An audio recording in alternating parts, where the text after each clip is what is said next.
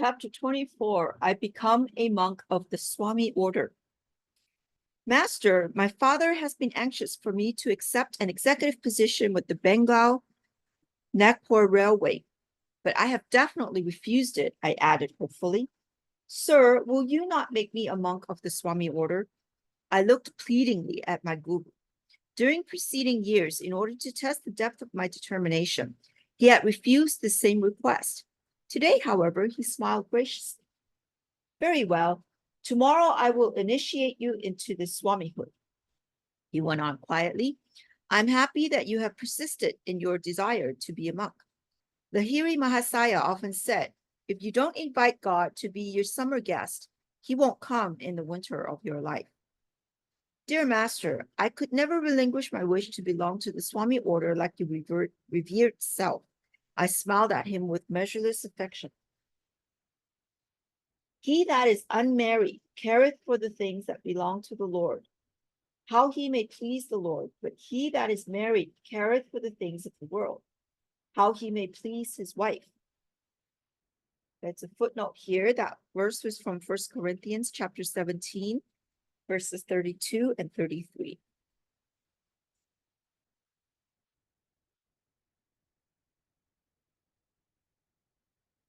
I had analyzed the lives of many of my friends who, after undergoing certain spiritual discipline, had been married. Launched on the sea of worldly responsibilities, they have forgotten their resolutions to meditate deeply. To allot the Lord a secondary place in life was to me inconceivable.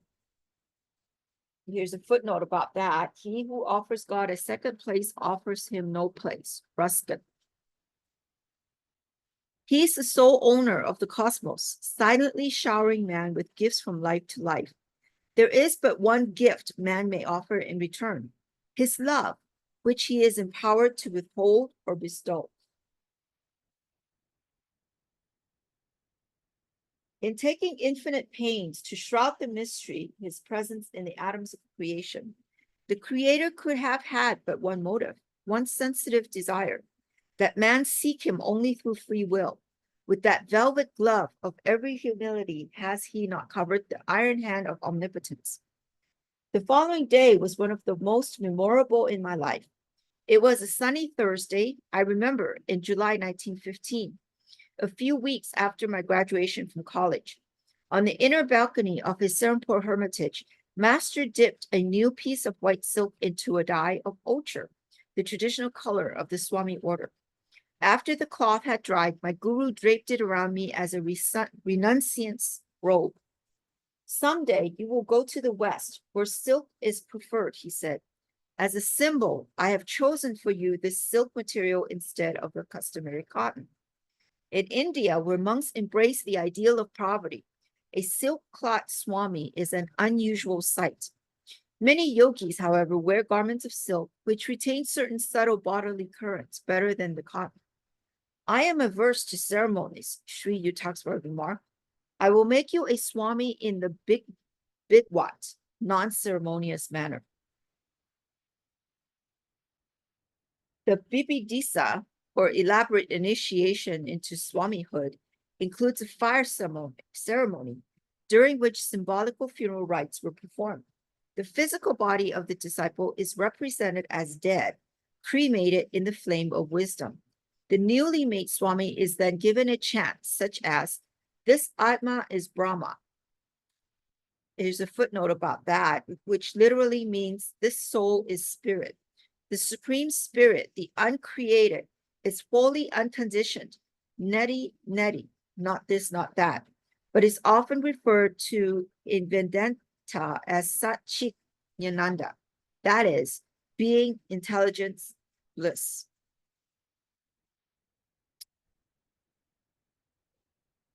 Okay, the newly made Swami is then given a chant, okay, such as, this Atma is Brahma, or thou art that, or I am he.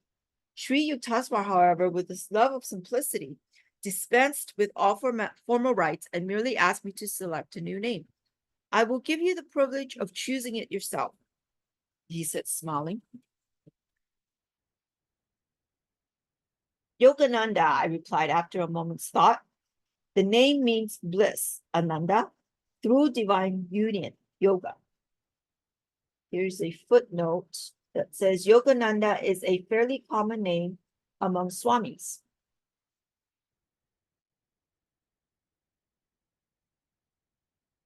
Be it so. Forsaking your family name of Mukunda, Lao Ghosh, henceforth you shall be called Yogananda of the Giri branch of the Swami order. As I knelt before Sri Yukteswar and for the first time heard him pronounce my new name, my heart overflowed with gratitude. How lovingly and tirelessly had he labored that the boy Mukunda be someday transformed into the monk Yogananda. I joyfully sang a few verses from the long Sanskrit chant of Lord Shakara. Here's a long footnote about that. Shankara is often called Shankaracharya. Acharya means religious teacher. Shankara's date is a center of the usual scholastic dispute. A few records indicate that the peerless monist lived in the 6th century BC. The sage Anandagiri gives the dates of 44 to 12 BC. Western historians assign Shankara to the 8th or early 9th century AD, an infinity for many ages. An affinity for many ages. The late Jagat Guru Sri Shankaracharya of the ancient Govardhan Math of Puri, His Holiness Bharakti Krishna Tirtha, visited America for 3 months in 1958. It was the first time any Shankaracharya had traveled to the West. His historic tour was sponsored by Self-Realization Fellowship. The Jagat Guru spoke before the leading universities of America and participated in a discussion on world peace with the eminent historian Dr. Arnold Toynbee. In 1959, Sri Shankaracharya of Puri accepted the invitation of the then president, Sri Dayamata, to act as representative of the Gurus of Self-Realization Fellowship, Yogoda Satsanya Society of India, in initiating into Swamihood 2 Yogoda Sansaga monks. He performed the ceremony in the Sri Yukteswar temple at Yogoda Sansaga Ashram in Puri. Publisher's note.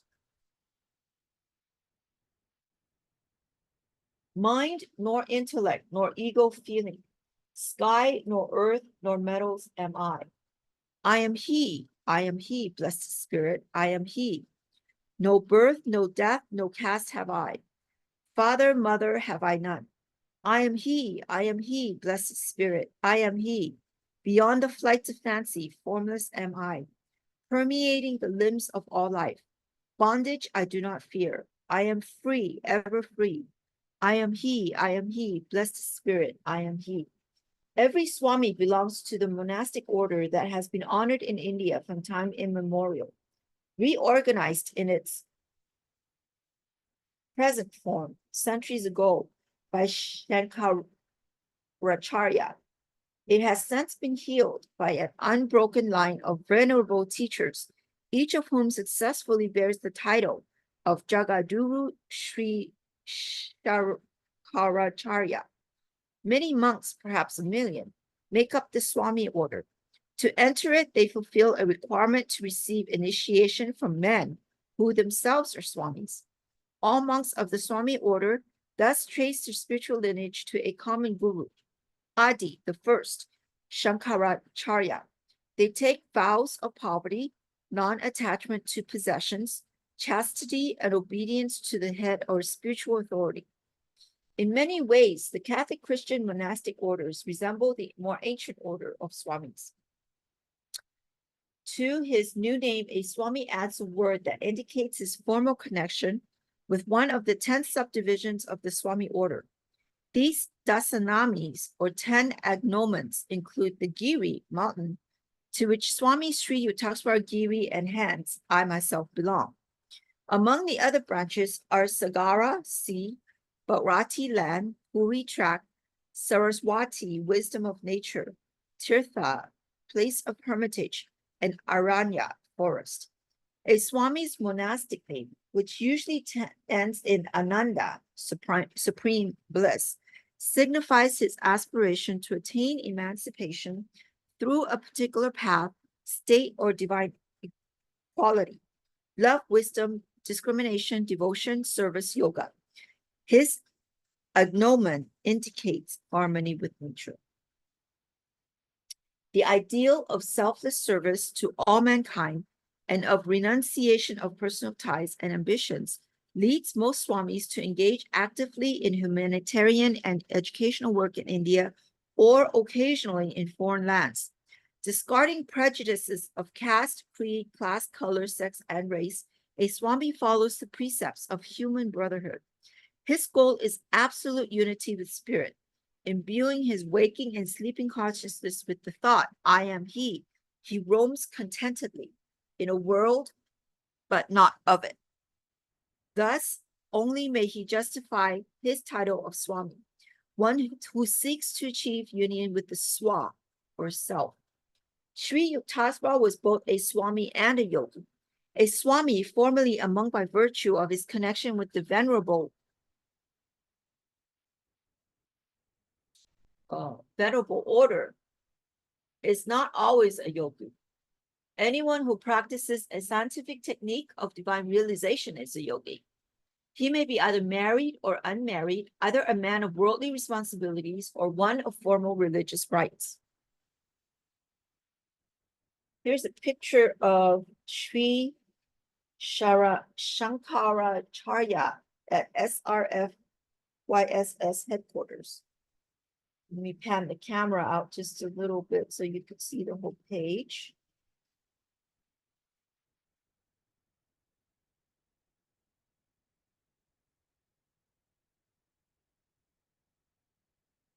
Here's a picture of Yogananda, Paramahansa.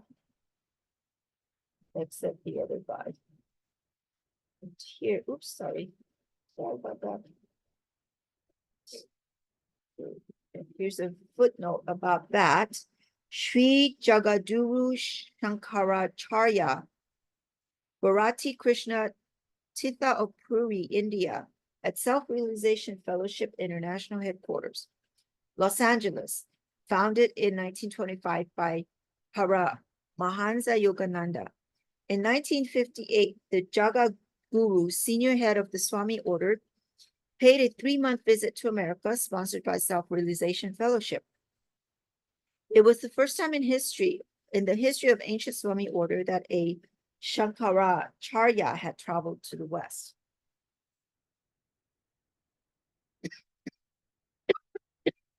Excuse me.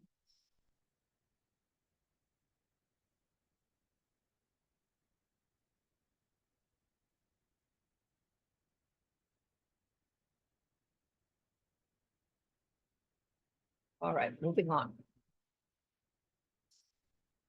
A Swami may conceivably follow only the path of dry reasoning, of cold renunciation, but a yogi engages himself in a definite step-by-step procedure by which the body and mind are disciplined and the soul gradually liberated. Taking nothing for granted on emotional grounds or by faith, a yogi practices a thoroughly tested series of exercises that were first mapped out by ancient rishis. In every age of India, yoga has produced men who became truly free, true yogi Christs. Like any other science, yoga is applicable by people of every clime and time.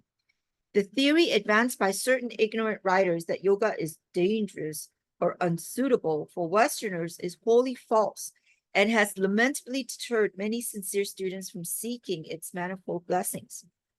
Yoga is a method for restraining the natural turbulence of thoughts, which otherwise impartially prevents all men of all lands from glimpsing their true nature of spirit. Like the healing light of the sun, yoga is beneficial equally to men of the East and to men of the West. The thoughts of most persons are restless and capricious, a manifest need exists for yoga, the science of mind control. The ancient Rishi Patanjali defines yoga as neutralization of the alternating waves in consciousness. Here's two footnotes. So footnote for Patanjali is Patanjali's date is unknown, though many scholars assign him to the 2nd century BC. The rishis wrote treatises on a vast number of subjects, with which insight that the ages have been powerless to outmold them. Yet to the subsequent consternation of historians, the sages made no effort to attach their own dates and stamp of personality to their literary works. They knew that their brief spans were only temporarily important as flashes of the great infinite life, and that truth is timeless, impossible to trademark, and no private possession of their own. And here is a footnote on the alternating waves of consciousness, talked about up here. Chitta Vitri Nirodha, Yoga Sutras 1-2, which may also be translated as cessation of the modifications of the mind stuff. Chitta is a comprehensive term for the thinking principle, which includes the pranic life forces, manas.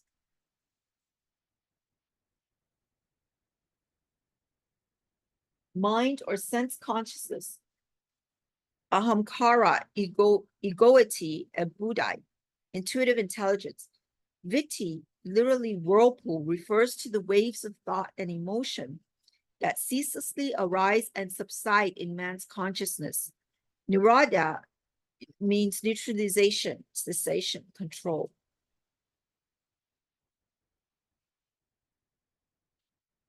Okay, so his short and masterly work, Yoga Sutras, forms one of the 6 systems of Hindu philosophy.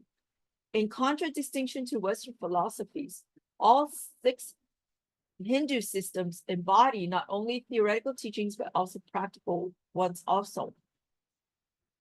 And here's a footnote about that. The 6 orthodox Vedas-based systems are Satya, Yoga, Vedanta, Mimamsa, Nyaya, and Vaisika. Readers of the scholarly bent will delight in the subtleties and broad scope of these ancient formulations, as summarized in English, in a History of Indian Philosophy, Volume 1 by Professor Surendranath Dasgupta, Cambridge University Press.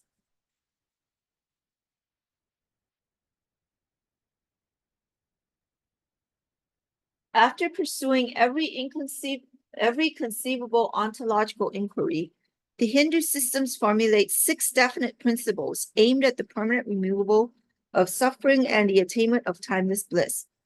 The later Upanishads uphold the Yoga Sutras among the 6 systems as containing the most efficacious methods for achieving direct perception of truth. Through the practical techniques of yoga, man leaves behind forever the barren realms of speculation and cognizes and experiences the veritable essence. The yoga system of Patanjali is known as the Eightfold Path. It's a footnote about that. That's not to be confused with the Noble Eightfold Path of Buddhism, a guide to man's conduct as follows. 1, right ideals. 2, right motive. 3, right speech. 4, right action. 5, right means of livelihood. 6, right effort. 7, right remembrance of the self. And 8, right realization, samadhi.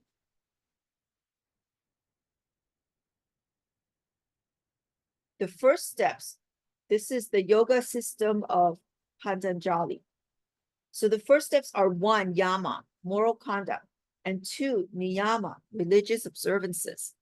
Yama is fulfilled by non-injury to others, truthfulness, non-stealing, continence, and non-covetousness.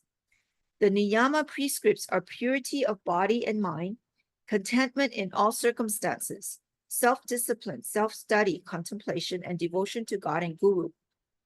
The next steps are 3, asana, right posture. The spinal column must be held straight, and the body firm in a comfortable position for meditation. 4, pranayama, control of prana, subtle life currents. And 5, pratyahara, withdrawal of the senses from external objects. The last steps are forms of yoga proper. 6, dharana, concentration, holding the mind to one thought. 7, dhyana, meditation. And 8, samadhi, superconscious experience. This eightfold path of yoga leads to the final goal of kevalya, absoluteness, in which the yogi realizes the truth beyond all intellectual apprehension. Which is greater, one may ask, a Swami or a yogi? If and when oneness with God is achieved, the distinctions of the various paths disappear. The Bhagavad Gita, however, has pointed out that the methods of yoga are all embracing.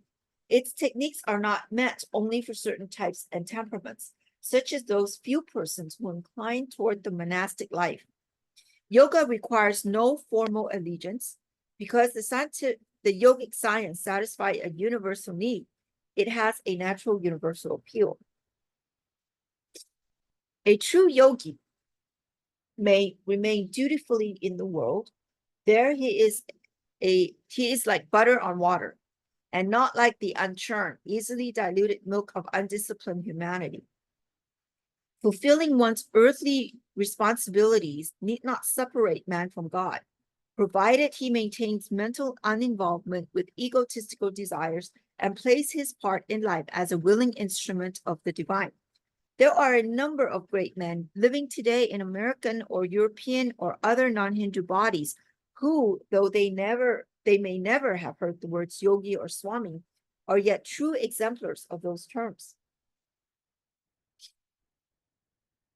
Through their interested service to mankind, or through their mastery over passions and thoughts, or through their single-hearted love of God, or through their great powers of concentration, they are, in a sense, yogis. They have set themselves the goal of yoga, self-control. These men could rise to even greater heights if they were taught the definite science of yoga, which makes possible a more conscious direction of one's mind and life. Yoga has been superficially misunderstood by certain Western writers, but its critics have never been its practitioners. Among many thoughtful tributes to yoga may be mentioned one by Dr. C.G. Jung, the famous Swiss psychologist. When a religious method recommends itself as scientific, it can be certain of its public in the West. Yoga fulfills this expectation, Dr. Jung writes. Here's a footnote about that. Dr. Jung attended the Indian Science Congress in 1937 and received an honorary degree from the University of Calcutta.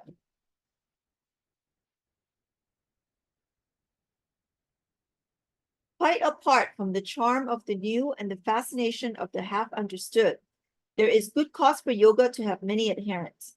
It offers the possibility of controllable experience and thus satisfies the scientific need for facts.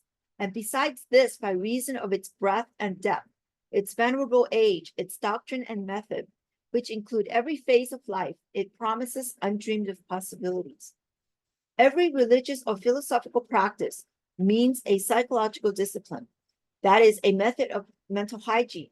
The manifold, purely bodily procedures of yoga also mean a physiological hygiene, which is superior to ordinary gymnastics and breathing exercises, inasmuch as it is not merely mechanistic and scientific, but also philosophical. In its training of the parts of the body, it unites them with the whole of the spirit, as is quite clear, for instance, in the pranayama exercises, where prana is both the breath and the universal dynamics of the cosmos. And here is a footnote about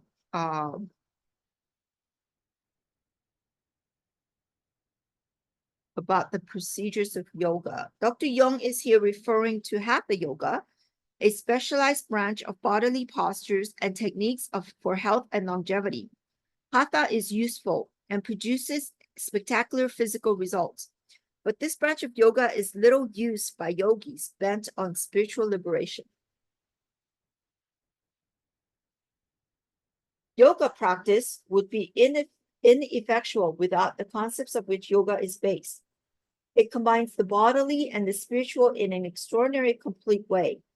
In the East, where these ideas and practices have developed, and where for several thousand years an unbroken tradition has created the necessary spiritual foundations, yoga is, as I can readily believe, the perfect and appropriate method of fusing body and mind together, so that they form a unity which is scarcely to be questioned. This unity creates a psychological disposition which makes possible intuitions that transcend consciousness. The Western day is nearing when the inner science of self-control will be found as necessary as the outer conquest of nature.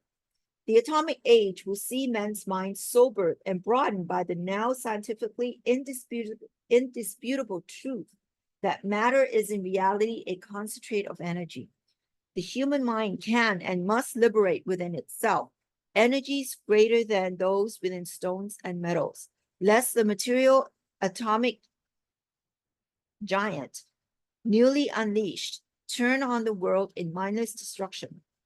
An indirect benefit of mankind's concern over atomic bombs may be an increased practical interest in the science of yoga, a bomb-proof shelter. True. Here's a footnote about that. Many uninformed persons speak of yoga as hatha yoga, or consider yoga to be magic, dark, mysterious rites for attaining spectacular powers. When scholars, however, speak of yoga, they mean a system expounded in Yoga Sutras, also known as Patanjali's aphorisms, Raja, royal yoga. The treatise embodies philosophic concepts of such grandeur as to have inspired commentaries by some of India's greatest thinkers, including the illumined master Sadasivendra, see page 434 note. Like the other 5 orthodox Vedas-based philosophical systems, Yoga Sutras considers the magic of moral purity, the 10 commandments of Yama and Niyama, to be the indispensable preliminary for sound philosophical investigation. This personal demand, not insisted on in the West, has bestowed lasting vitality on the 6 Indian disciplines. This cosmic order, Rita, that upholds the universe is not different from the moral order that rules man's destiny. He who is unwilling to observe the universal moral precepts is not seriously determined to pursue truth. Section 3 of Yoga Sutras mentions various yogic miraculous powers, vibhutis and siddhis.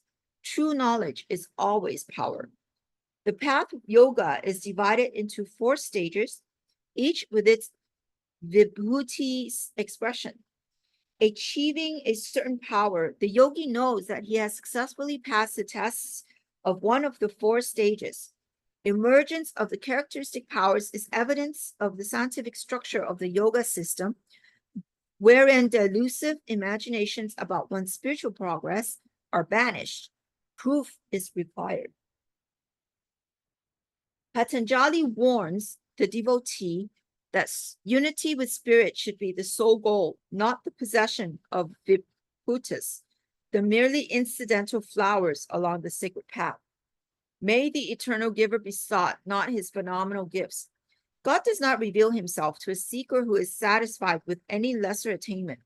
The striving yogi is therefore careful not to exercise his phenomenal powers, lest they arouse false pride and distract him from entering the ultimate state of kaivalya. When the yogi has reached his infinite goal, he exercises the vibhutis, or refrains from exercising them, just as he pleases. All his actions, miraculous or otherwise, are then performed without karmic involvement. The iron filings of karma are attracted only where a magnet of the personal ego still exists. Very interesting. And that's the end of chapter 24. So thank you so much for joining us, and I hope you enjoyed that. And we will meet again next week, same time, same day, or same time, same bat channel, yada, yada, yada. All right, everybody, have a great week, and I'll see you next time. Bye-bye now.